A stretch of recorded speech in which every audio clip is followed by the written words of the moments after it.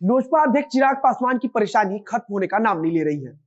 ऐसा लग रहा है कि जब से पूर्व केंद्रीय मंत्री और चिराग पासवान के पिता रामविलास पासवान का साथ छूटा है, तब से लोक जनशक्ति पार्टी बिखरती जा रही है। रामविलास पासवान जब तक पार्टी को संभाल रहे थे, तब तक चाहे स्थिति जैसी भी रही हो, लेकिन लोजपा पिछले कुछ समय में इतने बुरे दौर से कभी नहीं गुजरी थी।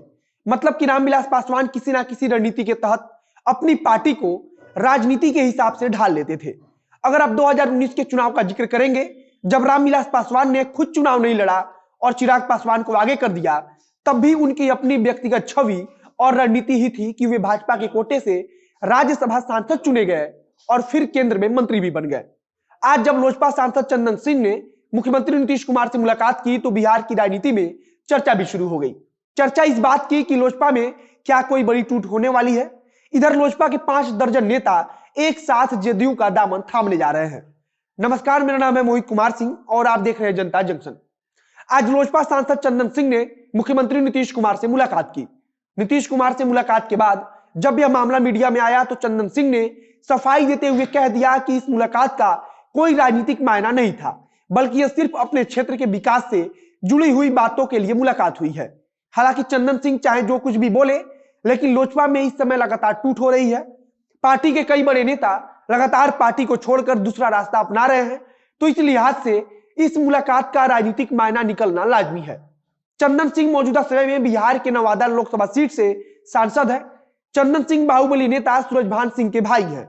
इधर चंदन सिंह ने मुख्यमंत्री नीतीश कुमार से मुलाकात की, तो उधर लोजपा के करीब 5 दर्जन बागी नेताओं ने जदयू में जाने का फैसला ले लिया है।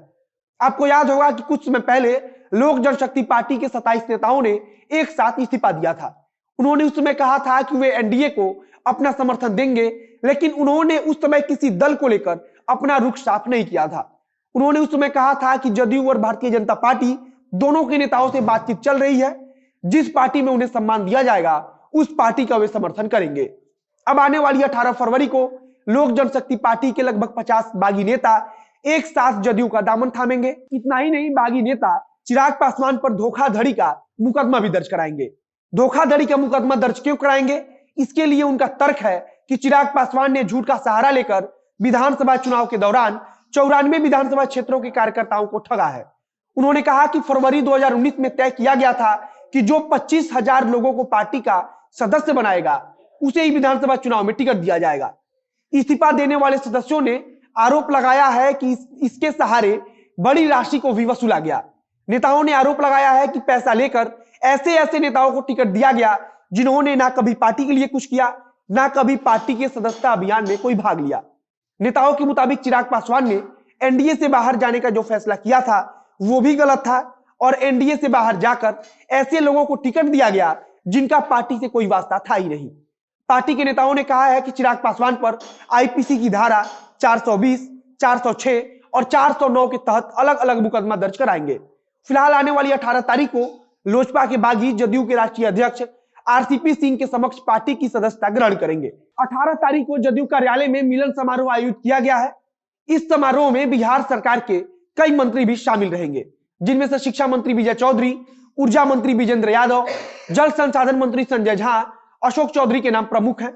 अब लोजपा में लगातार हो रही टूट से इस बात का सवाल उठने लगा है कि क्या चिराग पासवान लोजपा को अच्छे से संभालने में सक्षम नहीं है।